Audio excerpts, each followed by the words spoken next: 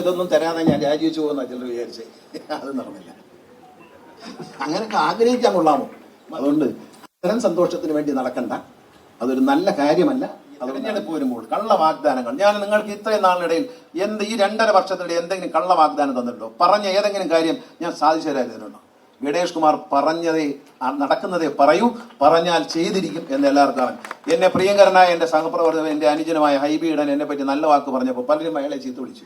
സത്യമല്ലേ പറഞ്ഞ? ഹൈബി ഈഡൻ ഒരു MP എന്ന നിലയിൽ പലവട്ടം, MLA പലവട്ടം എറണാകുളം ബസ് സ്റ്റേഷൻ ഒന്ന് വൃത്തിയാക്കി തരണം എന്ന് എല്ലാവരുടെയും കൈയും കാലും പിടിച്ച് നാണക്കേടായിരുന്നു. അവർക്ക് MP-മാർക്ക് MLA-മാർക്ക് നാണക്കേടായിരുന്നു. അതൊന്ന് പരിഹരിക്കണമെന്ന് നമ്മുടെ മന്ത്രി രാജീവ് അടക്കമുള്ള ആളുകൾ എല്ലാവരോടും പറഞ്ഞിട്ട് ആരും കേട്ടില്ല. ഞാനത് കേട്ടത് ഒരു തെറ്റാണെങ്കിൽ ആ തെറ്റ് ഞാൻ ചെയ്തിരിക്കുന്നു. ഞങ്ങളത് സമയബന്ധിതമായി CMD-യെ മിക്കവാറും ആഴ്ചകൾ അവിടെ നിർത്തി അതിമനോഹരമായി നമ്മൾ BPSC-യിലും സ്പോൺസർമാരെ വെച്ച് KSRTC പണം ചെലവാക്കിയില്ലെന്ന് അറിയണം. MLA ഫണ്ടും ഒക്കെ ഉപയോഗിച്ച് അതിനെ അതിമനോഹരമാക്കാൻ കഴിഞ്ഞു. അവിടെ ഒരു കടയ്ക്ക് വാടക പോയിരിക്കുന്നത് 85,000 രൂപയ്ക്കാണ്. 75,000 85,000 രൂപ എന്താ? 10,000 രൂപയ്ക്കും 15,000 രൂപയ്ക്കും പോലും സാധനമാണ്. അതുപോലെ തന്നെ നമ്മുടെ എസ്റ്റേറ്റ് വിഭാഗത്തിന്റെ പ്രവർത്തനം കൊണ്ട് നമുക്കൊരു മാസം ഏതാണ്ട് 1.5 കോടി രൂപയുടെ വരുമാന വർധനമാണ് കഴിഞ്ഞ 2 വർഷത്തിനുള്ളിൽ ഒരു മാസം നമുക്ക് അവർ ഉണ്ടാക്കി തന്നത്. വളരെ പ്രശംസനീയമായ പ്രവർത്തനമാണ് നമ്മുടെ എസ്റ്റേറ്റ് വിഭാഗം ചെയ്തുകൊണ്ടിരിക്കുന്നത്. എല്ലാവരും ഹെഡ് ഓഫീസിൽ ഇരുന്നു കൊണ്ട് കഴിഞ്ഞ കാലം മാറിയിരിക്കുന്നു. എസ്റ്റേറ്റ് സെക്ഷനിൽ നിന്ന് 18 പേരെ ഒരുമിച്ച് സ്ഥലം മാറ്റി. അപ്പൊ എന്നോട് MD തന്നെ ചോദിച്ചു, സാറേ എല്ലാവരോടും മാറ്റിയാൽ ഇത് എന്താവുമെന്ന് വെച്ചാൽ, ഇത് എല്ലാവരോടും മാറ്റിയാൽ നന്നാവുമെന്ന് പറഞ്ഞു. എല്ലാവരോടും മാറ്റിയപ്പോൾ നന്നായി. അത് അത്ഭുതകരമായ വളർച്ചയാണ് അവർ കൈവരിക്കാൻ കഴിഞ്ഞത്. എല്ലാവരെയും ഞാൻ അഭിനന്ദിക്കുകയാണ്. ജീവനക്കാരാണ് ഈ വിജയത്തിന്റെ പുറകിലുള്ളത്. ജീവനക്കാരെ മറന്നുകൊണ്ട് ഇടതുപക്ഷ ജനാധിപത്യ സർക്കാർ മുന്നോട്ട് പോകില്ല. ജീവനക്കാരോട് എന്നും സ്നേഹത്തോടെ ഞങ്ങൾ പെരുമാറുകയുള്ളൂ. ഞങ്ങളെ സംബന്ധിച്ച് ഞങ്ങൾ രാഷ്ട്രീയ പാർട്ടി എന്നതിലുപരി തൊഴിലാളി സംഘടനകളുടെ ഒരു കൂട്ടായ്മ തന്നെയാണ് ഇടതുപക്ഷ ജനാധിപത്യ മുന്നണി. ബഹുമാനപ്പെട്ട മുഖ്യമന്ത്രി ഒരു ചരിത്രപരമായി അദ്ദേഹം തൊഴിലാളികൾക്ക് എന്നും തൊഴിലാളികളുടെ ആവേശമാണ്. തൊഴിലാളികൾക്ക് വേണ്ടി പോരാടിയിട്ടുള്ള ഒരു ധീര സഖാവാണ്. അദ്ദേഹത്തിൽ നിന്ന് ഒരിക്കലും നിങ്ങൾക്ക് നിരാശ വരികയില്ല. അദ്ദേഹം നമ്മൾ KSRTC-യുമായി ബന്ധപ്പെട്ട കാര്യങ്ങളിൽ അദ്ദേഹത്തെ സമീപിക്കുമ്പോൾ ഏതാണ്ട് 650 കോടി രൂപ അദ്ദേഹം എഴുതി തള്ളിയിട്ടുണ്ട്. അദ്ദേഹത്തിന്റെ മുഖ്യമന്ത്രിയായി വന്ന കാലം മുതൽ KSRTC നൽകിയത് 10,000 കോടി രൂപയാണ്. നിങ്ങളെ നിലനിർത്താൻ, ഈ മഹാപ്രസ്ഥാനത്തെ നിലനിർത്താൻ നമുക്ക് നൽകിയത് 10,000 കോടി രൂപയാണ്. ഞാൻ ദീർഘിപ്പിക്കുന്നില്ല. ഈ ആശുപത്രിയിലെ ആനുകൂല്യങ്ങൾ കൂടി ഞാൻ പ്രഖ്യാപിക്കാം. ഈ ആശുപത്രിയിൽ നിന്ന് കിട്ടാവുന്ന സേവനങ്ങൾ വളരെ വലുതാണ്. നമുക്ക് ഏതാണ്ട് 10 സ്പെഷ്യാലിറ്റികളാണ് നമുക്കുള്ളത്. നമുക്കുള്ള സ്പെഷ്യാലിറ്റികൾ കാർഡിയോളജി, ഓങ്കോളജി, ഗൈനക്കോളജി, ENT, നേത്രരോഗ വിഭാഗം, നെഫ്രോളജി, ഓർത്തോ, ഡെന്റൽ, മനോരോഗം, സൈക്കാട്രി, സർജറി, ന്യൂറോ. ഇത്രയും സേവനം നമ്മൾ കിട്ടും. അതിന് വിദഗ്ധരായ നമ്മുടെ ഡോക്ടർ കൂടാതെ വിദഗ്ധരായ ഡോക്ടർമാർ എല്ലാ ദിവസവും 2-3 ഡോക്ടർമാർ വീതം മൂകാംബിക മെഡിക്കൽ കോളേജിൽ നിന്ന് ഇവിടെ വരികയും അവരുടെ സേവനം നമുക്ക് ലഭ്യമാക്കുകയും ചെയ്യും. ഇവിടെ നമ്മുടെ നടത്ത ടെസ്റ്റുകൾ, രക്തപരിശോധനയുടെ എല്ലാം ഉണ്ട്. ലിവർ ടെസ്റ്റ് ഉണ്ട്, തൈറോയ്ഡ് ടെസ്റ്റ് ഉണ്ട്, എല്ലാം വിലപിടിപ്പുള്ള ടെസ്റ്റുകൾ. ഈ ടെസ്റ്റ് എല്ലാം രാജീവ് ഗാന്ധി ബയോടെക്നോളജി സെന്റർ കേന്ദ്ര ഗവൺമെന്റ് നിർദ്ദേശിച്ച കുറഞ്ഞ റേറ്റിൽ നിങ്ങൾക്ക് ചെയ്തു തരും. ജീവനക്കാർക്ക് അവിടെ 10%, അതിൽ 10% സൗജന്യമുണ്ട്. അടുത്ത കേൾക്കുമ്പോൾ നിങ്ങൾ ഞെട്ടരുത്.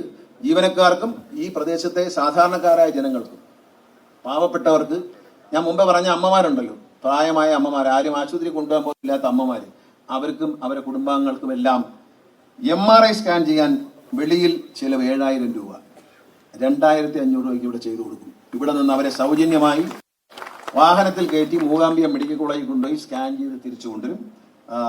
അതുപോലെ അൾട്രാസൗണ്ട് ചെയ്യാൻ വേണ്ടിയിട്ട് 1,500 രൂപയാണ് വെളിയിൽ ചാർജ് ചെയ്യുന്നത്. ഇവിടെ 500 രൂപയെ ചാർജ് ചെയ്യും. 500 രൂപ ഇതാണ് നമ്മുടെ ചാർജ്. അത് ഈ ആശുപത്രിയിലേക്കും തിരിച്ചിങ്ങോട്ടും സൗജന്യമായി വാഹനത്തിൽ നമ്മൾ വരുന്ന പേഷ്യൻസിനെ കൊണ്ടുപോയി സ്കാൻ ചെയ്ത് തിരിച്ചു കൊണ്ടുവരും. അതേ തുടർന്നുള്ള ചികിത്സകൾ ആവശ്യമുണ്ടെങ്കിൽ അതിനും മൂകാംബിക മെഡിക്കൽ കോളേജ് നമുക്ക് വളരെ സൗജന്യമുള്ള ഒരുപാട് ആനുകൂല്യങ്ങൾ നമുക്ക് ലഭിക്കും. അതുകൊണ്ടല്ലോ അല്ലേ, അവിടെ ചെല്ലുമ്പം സ്കാൻ ചെയ്യാൻ കൊണ്ടുപോകുമ്പോൾ ഇവിടുന്ന് വണ്ടിയിൽ ഫ്രീ ആയിട്ട് കൊണ്ടുപോയി നിങ്ങൾക്ക് ഫുഡും തരും, അതും തരും. KSRTC ജീവനക്കാർക്ക് മാത്രമല്ല, ജീവനക്കാർക്ക് ഇതിൽ പറയുന്നതിൽ 10% പിന്നെയും കുറവുണ്ട്. പക്ഷെ സാധാരണ ജനങ്ങൾ, ഞാൻ പറയാം, ഇതിലേക്ക് സൈക്കിളിൽ ഓട്ടി പോകുമ്പോൾ, മോട്ടോർ സൈക്കിളിൽ പോകുമ്പോൾ ഒരുപാട് അമ്മമാര്, പ്രായം ചെന്ന അമ്മമാർ ഇങ്ങനെ ആ അഗ്രഹാരത്തിന്റെ ഒക്കെ സൈഡിൽ ഇങ്ങനെ ഇരിക്കുന്ന കണ്ടിട്ടുണ്ട്.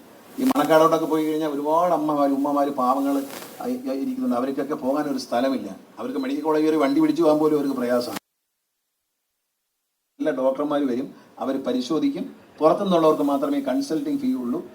സ്പെഷ്യലിസ്റ്റിൻ്റെ കൺസൾട്ടിങ്ങിന് 100 രൂപയും, നോർമൽ കൺസൾട്ടേഷൻ 50 രൂപ അല്ലേ, 50 രൂപയാണ്.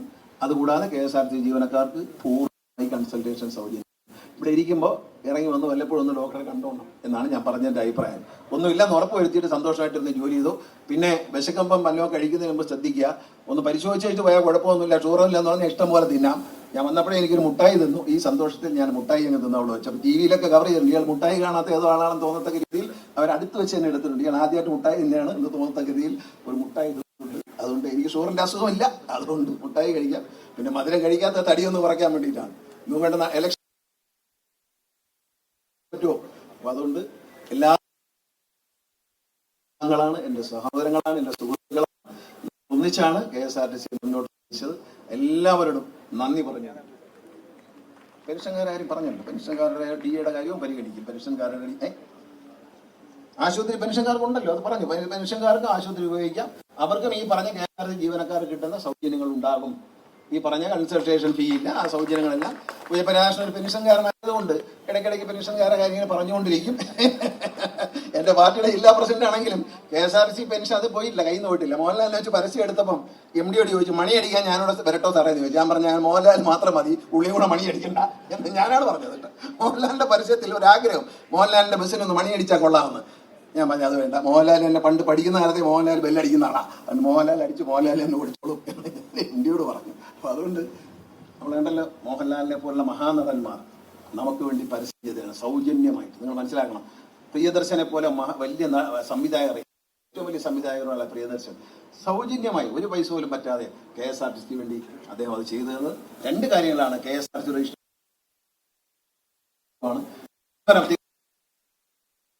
അവർ വ്യക്തിപരമായി മനസ്സിൽ ഇഷ്ടപ്പെടുന്നു, എന്നെ വ്യക്തിപരമായി അവർ സ്നേഹിക്കുന്നു. അതുകൊണ്ടാണ് വിരോധിപ്പിക്കാനും വിദ്വേഷിപ്പിക്കാനും. എൻ്റെ ചോര വേണമെങ്കിൽ ഒരു പിച്ചാത്തിത ഞാൻ മുറിച്ചു തരാം, കുടിച്ചോ. അല്ലാതെ വെറുതെ നടന്ന് എൻ്റെ പുറകെ നടക്കണ്ട. ഞാൻ ഇന്നിപ്പോൾ ഇതൊന്നും തരാതെ ഞാൻ രാജിവെച്ചു പോകുന്ന ചിലർ വിചാരിച്ചേ, അത് നടന്നില്ല. അങ്ങനെയൊക്കെ ആഗ്രഹിക്കാൻ കൊള്ളാമോ? മന്ത്രിസഭയ്ക്ക് ഇനി 5 ദിവസം കാലം ഇലക്ഷൻ പ്രഖ്യാപിച്ച മന്ത്രിക്ക് ഒരു വിലയില്ല, മന്ത്രിക്ക് ഒരു വിലയില്ല ഇലക്ഷൻ പ്രഖ്യാപിച്ചു കഴിഞ്ഞാൽ. അതുകൊണ്ട് അത്തരം സന്തോഷത്തിന് വേണ്ടി നടക്കണ്ട, അതൊരു നല്ല കാര്യമല്ല. അതുകൊണ്ടാണ് ഞാൻ ഇവിടെ ഒന്നും ഉണ്ടാകാത്ത. എനിക്ക് ആരോടും വിരോധം ഉണ്ടായില്ല. ഞാൻ മാധ്യമപ്രവർത്തകരോട് വളരെ മാന്യമായിട്ടും സ്നേഹമായിട്ട് പെരുമാറുള്ളൂ. പക്ഷേ കഴിഞ്ഞ 2 ദിവസമായിട്ട് എന്നോട് വളരെ മോശമായിട്ടാണ് പെരുമാറുന്നത്. സന്തോഷം. ഇത് പണ്ടും ചെയ്തിട്ടുണ്ട്, ഇനിയും ചെയ്യുമെന്ന് എനിക്കറിയാം. ഇതിൽ നിന്ന് കൂടുതൽ വ്യത്യസ്തതയൊന്നും ഞാൻ പ്രതീക്ഷിച്ചിട്ടല്ല നിങ്ങളോട് ചിരിച്ചതും ചില മാധ്യമങ്ങൾ ഞാൻ ഇന്റർവ്യൂ തന്നതും.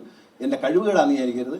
ഞാനൊരു സ്നേഹം കൊണ്ട് തന്നു, കുറേ നാളായിട്ട് ചോദിച്ചു തന്നു. പക്ഷെ തന്നതിൻ്റെ ഫലം എനിക്ക് തന്നു. സന്തോഷം. നന്ദി, നന്ദി, നമസ്കാരം. എല്ലാവർക്കും നന്മകൾ നേർന്നുകൊണ്ട് ഈ ഒരു ആശുപത്രിയുടെ ഈ ഡയാലിസിസ് സെന്ററിന്റെയും, ഡയാലിസിസ് സെന്റർ നമുക്ക് നൽകിയത് ഇന്ത്യൻ ഓയിൽ കോർപ്പറേഷനാണ്. ഇന്ത്യൻ ഓയിൽ കോർപ്പറേഷനാണ് സ്പോൺസർ ചെയ്തത്. 2 മെഷീൻ വന്നു. ഇനി 5 എണ്ണം കൂടി ഉടനെ വരും. അത് കൂടാതെ മൊത്തം 3 എണ്ണം കൂടി. അപ്പോൾ ഇപ്പോൾ വന്ന 2, 5, 10 ബെഡുകളിൽ ഡയാലിസിസ് ചെയ്യുന്നതായിരിക്കും. അത് ഏറ്റവും കോസ്റ്റിലായിരിക്കും. അതായത് നമ്മുടെ കോസ്റ്റ് പ്രൈസിൽ നിന്നും വളരെ തുച്ഛമായ പൈസ മാത്രമേ വയ്ക്കുന്നുള്ളൂ. ഇവിടുത്തെ മെഡിക്കൽ സ്റ്റോർ ഉണ്ട്, ഫാർമസിയിലും ഏറ്റവും നേരിയ മാർജിൻ എടുത്തുകൊണ്ട് എല്ലാ മരുന്നുകളും കൊണ്ട് നിറച്ചിരിക്കും.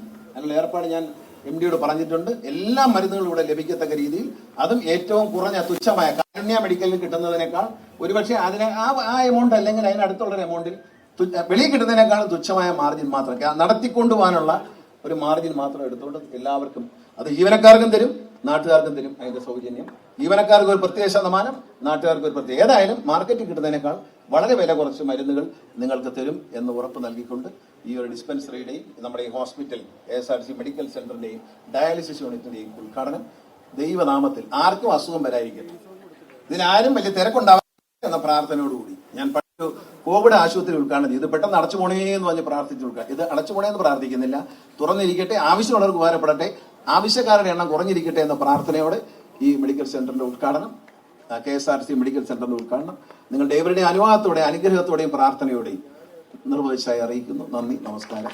ലോകത്തെവിടെയായാലും ഏത് സമയത്തും 24 വാർത്തകളും ഓഗ്മെന്റഡ് റിയാലിറ്റി പാക്കേജുകളും എക്സ്പ്ലെയിനറുകളും വിശദമായി കാണാൻ ഞങ്ങളുടെ YouTube ചാനൽ നിങ്ങൾക്ക് സബ്സ്ക്രൈബ് ചെയ്യാം.